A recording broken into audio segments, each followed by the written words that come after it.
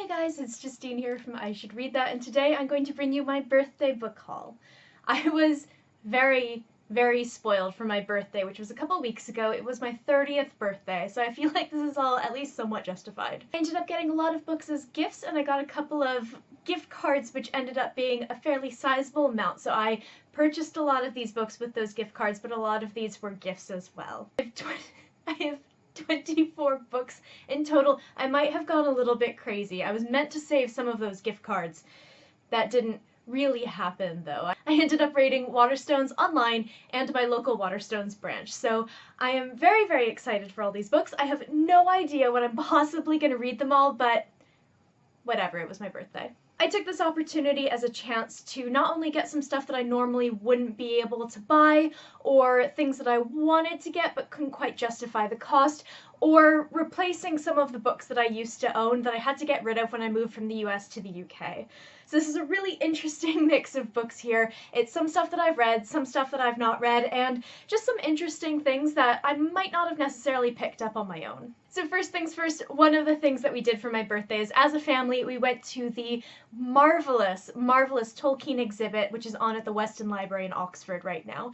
And of course, because this is me and my family, we had to go to the gift shop afterwards, and they had tons of Tolkien's books. And I wanted to take the opportunity to pick up some things that weren't Lord of the Rings or The Hobbit, because I've read those before. I love those. It's my favorite series, if you guys don't already know. But I've not really read anything else outside of those 4 books. I've never read any of the kind of like Lost Tales, I've never read the Silmarillion, we'll get there one day, and I've never read any of his sort of translated works as well, so I ended up getting 3 books from that exhibition. The first is one that I used to own when I was in New York. I remember when this came out and I was so excited because this is one of my favorite sort of works of literature in general, and he ended up translating it. This is Beowulf. So this is not only kind of translation and commentary from Tolkien, but it's also the Selic spell, which is something that I haven't heard of before, so that'll be fun and new for me. This is, of course, edited by Christopher Tolkien, who is his son. So I have not read any of the stuff that's edited by Christopher Tolkien before, so this will be really interesting and new for me. It looks like we've got the poem itself, which is like one of my favorite things ever. We have an introduction to his translation. We have commentary that accompanies that translation, and then, there's a lot of commentary, and then we have this thing called the Selic spell, which looks like it's sort of related. I'm not entirely sure what it is, to be perfectly honest, but I'm really looking forward to this. I think it's going to be really interesting. I've only ever studied this. I've read it twice in school, once I think in like the 8th grade, which was very abridged, and then I read it in university as well. So this is going to be really great. I am very excited for this. Next up is another one of his translated works. This is The Fall of Arthur, again edited by Christopher Tolkien. This is much shorter than Beowulf is. So I don't really know what this is at all. I know that it's the only time that he ever did anything to do with the Arthur myth. It's apparently regarded as his finest and most skillful achievement in the use of Old English alliterative meter, which is cool and exciting. So this is a slightly different format. Beowulf is much more like, it looks much more like almost a narrative. This is very much the kind of poetry form, and it's really short, so the rest is kind of notes on the text and then sort of talking about Arthurian tradition and translating it. So this looks really cool. This one I know a lot less about, but it's one I've had my eye on for a long time because people seem to really like this. So the last book that I got at that exhibition is Beren and Luthien. I think I'm saying that right, but I'm not 100% sure. So this is one of the kind of tales that's set in Middle-earth, in Tolkien's Middle-earth. This is one that I, again, don't know much about, but this is kind of the most recent unearthed manuscript. I don't know where they're coming up with all these manuscripts that they keep sort of unearthing and publishing, but this is the most recent one. It's one I really wanted to get. Ooh, it's illustrated as well. I don't know if you can actually see that. But I couldn't justify getting it in hardback, so I ended up, ooh, again illustrated, I ended up getting this in paperback at the exhibition.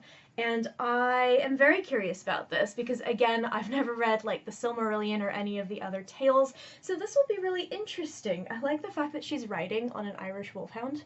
Also, this is illustrated by Alan Lee, who's done a couple of the editions of Lord of the Rings that I own, and I really, really love his illustrations. Next up, we have 3 books that were gifts, and I did ask for these for my birthday because I've had my eye on them for months and months, but they're novellas, so I couldn't quite justify the cost, but I have heard nothing but good things about these books.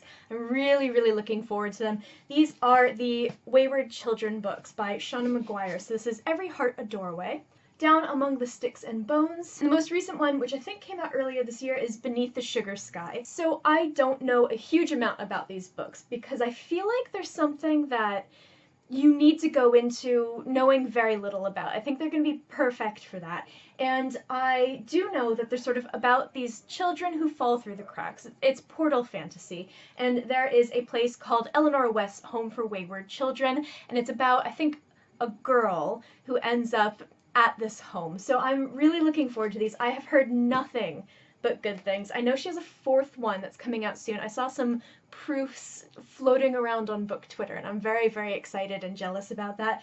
But I think I'm going to read these really soon because, again, they're short, they're hardcover, so I couldn't justify getting them on my own, and I've wanted to read them for so, so long. I am very, very highly anticipating these. I think I'm going to love them. Next up, I ended up getting 2 graphic novels because graphic novels are not something I can justify getting on my own because they're so expensive. But one of these I've had my eye on for a long time, and the other one sort of caught my eye, and ever since I bought it, I've been seeing all these amazing things about it. I think it recently either won an award or was listed in some sort of like best graphic novels list. So the first one is My Friend Dahmer, and this is by Durf Back Durf, and the second one is The Thrilling Adventure of Lovelace and Babbage, the mostly true story of the first computer. I really struggle to say that. This is by Sydney Padua. So first up is My Friend Dahmer, which I have now actually read. So this might sound kind of familiar to you because they've recently adapted it into a film, which I'd really like to see. I don't know if this quite counts as nonfiction, and I'll get into that in a second, but this is essentially nonfiction. It's a graphic novel, and it is about Jeffrey Dahmer, the American serial killer, when he was a high school student, as told through the eyes of someone who was his friend in high school. I say friend in kind of air quotes because he didn't really have friends. He was almost kind of like, I don't know how to explain it, like a weird kid fan club type thing. So again, I have read this. I thought it was really fascinating because you sympathize with him, but it doesn't turn him into an anti-hero. It doesn't turn him into a sympathetic character. You can kind of see what happened to him and understand a little bit, but again, you don't get that sympathy. You don't get that empathy for him, which I think is really smart. So on to a slightly less grim topic. This is The Thrilling Adventures of Lovelace and Babbage. So this looks adorable. I don't know if you can kind of see what's going on here, but it looks like it's kind of mostly the story of how the first computer, I guess, was created, but it's told in a really sort of fun way. So I think it probably takes some liberties, but I think it's going to be really adorable. I've heard great things about this. It's popping up everywhere. I don't know if this is new or not, but it caught my eye, and I didn't end up getting it in the shop because I got My Friend Dahmer instead, but I ended up getting it online because I saw it pop up on the Waterstone site. So I'm very excited for this. I think it's going to be really cute and really fun in a weird way. By the way, I'm really loving non-fiction graphic novels lately, so if you have any recommendations, please let me know because I've never really gotten into graphic novels until now, and I think that this is what works for me. So moving on to fantasy books, I picked up Empire of Black and Gold. This is the first book in the Shadow of the Apt series. This is by Adrian Tchaikovsky. I've read 2 books by Adrian Tchaikovsky now. I actually have an arc of his new book sitting just there, which I'm really looking forward to. And I love Children of Time, his sort of sci-fi book, with like a fiery, undying passion that I can't explain to people, but it's like one of the best things I've ever read in my life.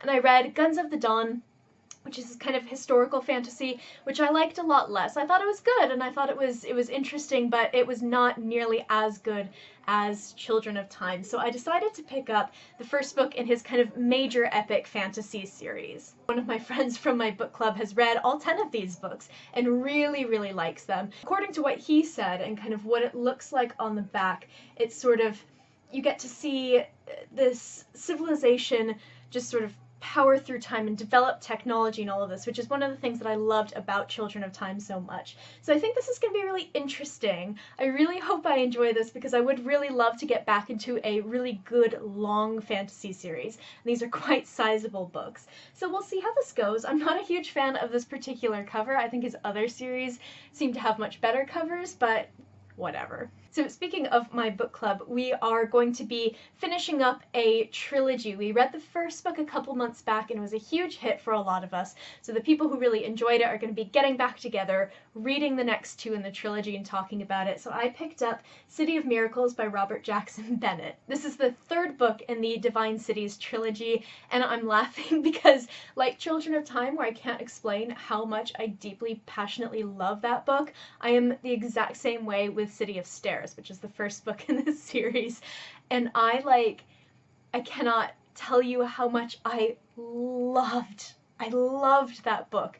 It was amazing, it was incredible, and I can't believe I didn't read it sooner because I've known about it for years. I think that this is going to be really amazing. I have accidentally looked at the back of this book and I'm furious with myself because it has a huge spoiler, but that's okay, we're getting over it. This next book is one that I know, again, very little about, but it has been coming up in my Twitter feed a lot because I believe the sequel just came out, and I've been really interested in it, but it kind of slipped my mind until I saw it in the bookshop earlier today, actually. So this is Weird, and this is by Andrew Caldecott, and it is illustrated by Sasha Leica, and I did not realize that this is illustrated, so now I'm extra excited. This looks like it's kind of a alternate history, I think in Elizabethan England. People, presumably from the back of this, people who have any kind of like magical ability get banished to this town of Weird. So it looks really, really interesting. I love alternate history and I like the Tudor period. It's not my favorite, but I do really like the Tudor period. This book also has sprayed edges, so obviously how could I resist? But I didn't realize until I was reading the names off the cover that this is illustrated, so let's see. Okay, so like, what else have we got here? So this is really cool. This looks like it's going to be really fun. Again, there's just something about this one. I have a feeling I'm really going to love it. I've been hearing great things about this and about its sequel. I can't find another illustration. Oh, here we go. I've been hearing great things about this and its sequel, so I'm looking forward to this. I don't know what it is. Something about this just makes me know that I'm going to love it. Okay, so this next one I was very, very unsure about because it does not sound like my thing at all, but I've been hearing really positive things from other fantasy reviewers who I really trust, and I had a gift card, so I figured why the fuck not just pick this up. This is The Grey Bastards by Jonathan French. I have a feeling that this is a book that's either going to really click with me or really not going to click with me. I can kind of, from what I can tell, sum it up in one sentence, which is that it is about a half-orc motorcycle gang. I don't know, but I have been seeing amazing reviews for this, and I don't know, I figured I might as well take a chance. If you've read this and you enjoyed it or didn't enjoy it, please let me know, because I've seen only great things about it, but I don't know, very curious. So the last two fantasy books that I have, because oh, we're not done yet, are two that I used to own at one point and no longer own, so I wanted to rebuy them. So this first one is The Ocean at the End of the Lane by Neil Gaiman, and I love this book. I love Neil Gaiman. He's an amazing author. He's one of my favorite authors, but there was something about this book that felt so different and that I just loved so much. It's easily one of my favorite of his books. If you don't know what Ocean at the End of the Lane is about, first of all, highly recommend it. It's one of my favorite books. I haven't read it in a long time, but it's really stuck with me. But it's about, to give you the very short version, because I feel like, again, this is another one to go in kind of keeping it mysterious, but it is about a man who returns to his hometown, which I believe is a small village in England, and he begins to have these memories of his childhood resurface about this friend he used to have who was a little girl. I will leave it at that and let you read this, because truly, like, it is a wonderful book. So last of all for fantasy is another book that I used to own. I actually bought this exact edition when I was on holiday in the UK when I was very young, and I never read it, so I really want to read it now because I keep hearing amazing things about this author. This is Angela Carter's Book of Fairy Tales. Angela Carter, I'm not 100% sure, so someone can go ahead and correct me. I could also Google this, but I'm not going to. She wrote, I believe, original fairy tales, but also sort of modern twists on classic fairy tales as well. So this is quite a sizable book. I think this is going to be a really big collection of her tales, and I love fairy tales. I love fairy tale retellings, so this kind of seemed like a no-brainer for me. I am very, very curious. This is like a book. This cover has been stuck in my head as like part of my childhood, even though I never read it. It's kind of weird. I think this is going to be one that's really easy to dip in and out of because they are sort of self-contained fairy tales. So now on to middle grade and young adult, because no, we are not quite done yet. So this first book is another retelling, and I love retelling so much. I'm really glad that they're kind of becoming more of a thing now. This is 1,000 Nights by E.K. Johnston, and I believe this has a sequel, but I'm pretty sure I picked up the first book. This is 1001 Nights retelling. I think it's pretty straightforward, but I have to say that, like, I love this cover so much. It's really just absolutely stunning. So this next one is the only middle grade book that I picked up, but I have been looking for this book for ages because this author's most recent book in the series came out fairly recently, I think. She's also Oxford based, and I've been unable to find the first book for ages, so I spotted it and I snatched it up right away. This is A Murder Most Unladylike, and this is by Robin Stevens. I can tell right away that this is a book, if I had this when I was little, I would have absolutely devoured it and like broken the spine and it would have been in tatters.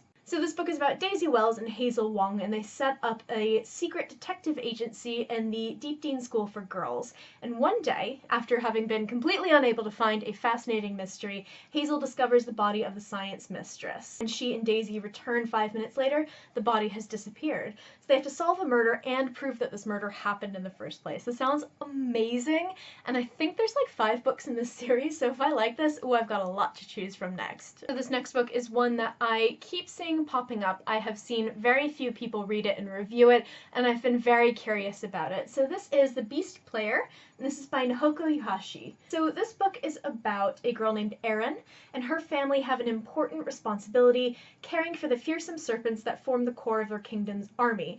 So when some of the beasts mysteriously die, Erin's mother is sentenced to death as punishment, but she sends Erin away with her last breath. She's alone, she's far from home, and she discovers that she can talk to water serpents and sort of majestic flying beasts that guard her queen, and the skill gives her great power, but it also involves her in deadly plots that can take her life. This sounds wonderful, and I'm really intrigued by this one, because again, I feel like it's maybe something that people have talked about a lot, but I think I know one person who has read it so far, maybe. So it should be really interesting. I am very, very curious about this one. So this next one I picked up because I got The Beast Player, and this was also on the buy one get one half price table.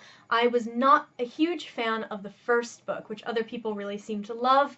I thought it was promising, but I hated the main characters, which is kind of a problem. But I love the way that that book set up this sequel. So I ended up getting Thunderhead by Neil Shusterman. So Scythe, which is the first book in this series, is a book that like everyone loves but me. And I feel really terrible, but I just like, I couldn't stand Citra and Rowan, who are 2 main characters. I loved our kind of secondary characters who are their sort of teachers, but I just like, I couldn't deal with them. However, the way that the first book ends, I think is really fantastic and sets them up to actually have personalities, which would be really, really helpful. So if you don't know what Scythe is about, it is a world in which death no longer exists because mankind has progressed to the point where people no longer die. In order to control the population, there are people called scythes, and they are the ones who are responsible for killing and, again, controlling the population. Every scythe does things a different way. They're very feared in the community because, again, they kill people, and these 2 teenagers are, for different reasons, picked up to be scythes apprentices. So I, again, did not like those main characters, but I think that this is going to be really interesting, and I've heard from one of my friends who also read and was kind of disappointed with Scythe that this really improves on that story. So I'm very much looking forward to this because I love the world and I love the concept of the book. So we'll see how this goes. So this last YA book is one that I have really wanted to get for a very long time, but I don't think it's picked up a UK publisher, so I haven't been able to find it in bookshops. So I ordered this one online, and I cannot tell you how excited I am to read this for a very specific reason. This is Reign of the Fallen, and this is by Sarah Glenn Marsh. So first of all, not only is this like a fabulous cover, it's kind of very subtly sparkly. I don't think you can really tell in this, but this book is about a necromancer, and I think that books that deal with sort of death and death magic, as I said actually in my Children of Blood and Bone review, I think that those books are really fascinating because you never see them. It's always viewed as a very bad thing. So any author who can kind of like take that and flip it on its head, I am very interested in your books. So this book follows a young woman named Odessa, and she is one of the master necromancers in her kingdom. When a nobleman dies, she has to go and retrieve them from the land of the dead and sort of bring them back. However, I believe it's if any of their kind of flesh is exposed, they become shades, which is not a good thing. We don't like shades. However, there is a sort of big uptick in attacks by shades, and she has to kind of figure out what's going on. I'm really looking forward to this. Again, I love anyone who can kind of turn that sort of trope of death magic being a bad thing into a good thing really interesting. So if you have any more recommendations on books like this, I would love to hear them. So I've got one last stack of books here, and this is contemporary fiction and one true crime book. So to start with true crime, I have The Stranger Beside Me by Anne Rule. This is like a tiny mass market paperback, so I don't know if you can actually see the cover. But this is like one of the most famous true crime books, so I figured I might as well go ahead and get it. I've heard really great things about it. One of my friends is reading it right now and is apparently quite frightened. If you don't know, this is quite a famous book, not only because she turned out to be an incredible true crime writer. I don't think this was her first book, but it's easily her most famous. But the reason that this book is so sort of well known is because Anne Rule worked with Ted Bundy and was actually a very good friend of his, sort of as a co-worker. And when this murderer who was going around killing women in their area was sort of running rampant, this was Ted Bundy who was doing this, she would do things like ask him to walk her to her car. So just that fact is so frightening because you truly don't know who these people are if you don't have an intimate relationship with them. So I think that this is going to be amazing. I'm going to scare the crap out of myself, and I love it. Next up is a book I don't know much about, but I was very quickly drawn to this one, not only because I've heard of it and I've heard of this author in her previous book, but for one very obvious reason. This is the Bedlam Stacks, and this is by Natasha Pulley. This has sprayed edges. Oh my god, they're blue. One of the blurbs on the back of this book is from the Times, and it says, "A fantastical journey through steampunk Peru," which sounds awesome. So I don't know what this book is about. It looks really cool. I think it's kind of like historical fantasy, more leaning on the history side of things. It goes through Peru and it goes through India, and I think it sounds really cool. It says in here that it is impossible to put down, so I'm going to put that to the test. My last three books are ones that I've all heard about extensively because they're all either very well received, they're award winning, or people are just absolutely loving them. So this first one is one that I'm sure if you have been around in sort of bookland for the past year or so you have heard about. This is Elinor Oliphant is Completely Fine by Gail Honeyman. So this book, if I recall, is about Elinor Oliphant. She lives this very simple life. She's very regimented routine. She wears the same clothes to work every day, eats the same meal for lunch every day, and buys the same 2 bottles of vodka to drink every weekend. Elinor Oliphant is happy. Nothing is missing from her carefully timetabled existence, except sometimes everything. So I'm going to go ahead and imagine that there's some trauma in here, there's going to be some recovery, maybe some redemption, and I am all here for it. I think that this is going to be a really interesting read because I've heard almost exclusively wonderful things about this book. It's like been on the bestseller list for like weeks now. It's been maybe even months, maybe like a year, but it's been huge. This book has been absolutely massive. It's winning awards, people are loving it, and I'm really looking forward to seeing what this is all about. So one of the reasons that I decided to pick this book up today in particular is because I'm going to be doing the Indian Literature Readathon, and I will link that information down below. So that readathon is all about reading either books by Indian authors or authors of Indian heritage, and sort of reading a little bit more about the culture. I have almost no books by Indian authors, which is honestly really pathetic. I have a couple, so I'm sort of starting to plan my TBR for that, but I decided to pick this one up as well because I think it'll make a great addition to that. So I believe this readathon is run by 4 bloggers, one of whom is my friend Nandini, who is like the nicest, kindest, most supportive person ever, and I really want to do this with her, and I heard about this readathon through her. So this last book, because we are on the last book finally, is a book that I've heard amazing things about and have been very curious about. I've not been able to find it in UK bookstores again because I don't think it has a UK publisher, but I did find the paperback on the Waterstones website, so I went ahead and ordered it. This is The 7 Husbands of Evelyn Hugo by Taylor Jenkins Reid. So this book is about a reclusive Hollywood icon. Her name is Evelyn Hugo, and she decides she wants to have her biography written by a kind of unknown journalist. Evelyn Hugo has kind of had like a controversial career. She started out in the 1950s in Los Angeles, and she left show business in the 80s, and she's had 7 husbands along the way. This is all about her kind of telling her tale, which I have a feeling is going to be quite scandalous and interesting, and I have heard the most amazing things about this book. I've not heard a single bad thing about this, and I've really, really wanted to read it. So I think this is going to be another one that I bring with me on holiday, so hopefully I'll get to this soon. I already have another 2 people interested in it who are going to be borrowing this copy, so I do actually have to get to it soon. That is it! That is it for my birthday book haul. This is slightly ridiculous, and I am now losing my voice because there's so many books to go through. Don't know when I'm going to get to these, quite frankly, but I do have a new rule that says I have to read books within 6 weeks of me either buying them or receiving them. However, I think my birthday, Yalk, and Christmas will be the exception to that rule. So I don't know if I'm going to be getting to these soon, but I'm going to do my best to read through all of them because every single one of these books is one that I desperately want to read. So let me know in the comments if you've read any of these books or if you recommend I start in a certain place. I would really, really love to hear from you. So if you enjoyed this video, I post bookish videos fairly frequently here, and I'm hoping to make it more of a regular thing. So definitely hit subscribe, and I will see you next time.